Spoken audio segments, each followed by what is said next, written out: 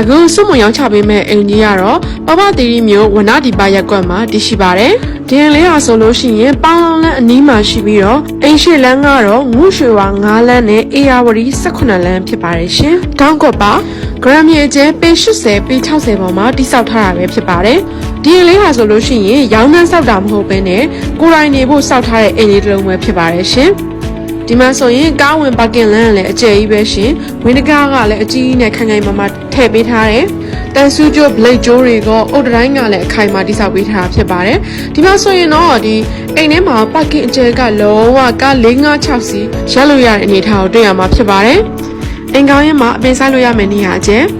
အိမ်ထဲမှာကွန်ကရစ်အပြည့်ခင်းထားတဲ့ဂါစီဘိုပလေးလည်းပါပါတယ်ပြီးရင်ဝင်းတကားကလည်းနှစ်ဖက်ပါရှင်ဒီမှာပေါ်တီကိုကလည်းလုံးဝတိုင်လုံးတွေကမှစာခန့်ခန့်ညံ့ညံ့နဲ့ချန်ဒလီယာမီးဆိုင်လေးတွေလည်းထည့်ပေးထားတယ်တကယ်ကိုနေချင်းစရာအိမ်လေးပဲဖြစ်ပါတယ်အိမ်ဝင်မှာဆိုရင်နိုင်ရန်ကဝေါ်လမ်လေးတွေဒီလေးမှာဆိုလို့ရှိရင်အိမ်ရဲ့ကြမ်းကင်းတစ်ခုလုံးကို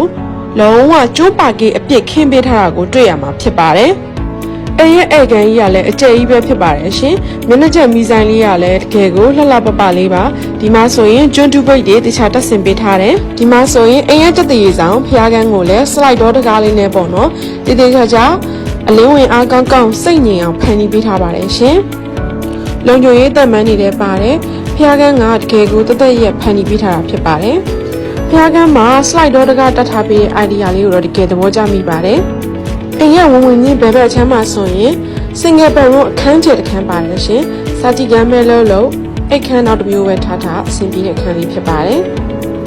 တကားတွေလည်း quality ကောင်းတော့တက်ပေးထားတယ် safety တန်မှန်းတွေပါတယ်ကျွန်းကလည်းလုံးဝကွက်ပြည့်ခင်းထားတယ်တကယ်ကိုတသက်ရည်ရည်နဲ့ကျွန်းတကားတွေနဲ့နေချင်းစရာအိမ်လေးတစ်လုံးဖြစ်ပါတယ်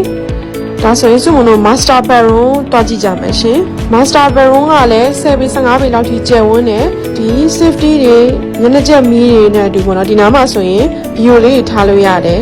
ဒါကတော့ master bedroom ရဲ့ toilet WC ဖြစ်ပါတယ်ရှင်ကြွေပြားလဲနိုင်ရင်အပြည့်ကပ်ပေးထားပါတယ်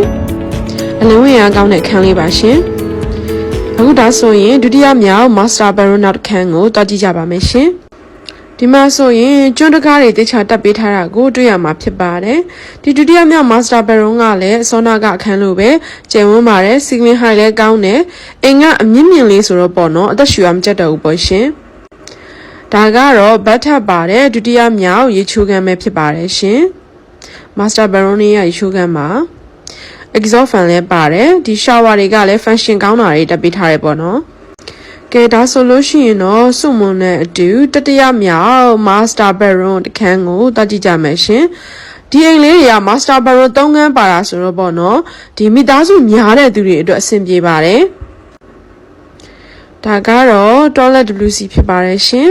ဒါဆိုရင်စုမုံနဲ့အတူ kitchen and dining room နဲ့ကိုတွားကြည့်ကြပါမယ်ရှင်ဒါကတော့ kitchen and dining room မှာ kitchen and dining room ကလည်းတော်တော်ကျယ်တယ်ရှင်ဒီဘက်မှာဆိုရင်ဒီမီးဖိုကောင်တာပါတယ်ခပ်ပုတ်တွေပါတယ်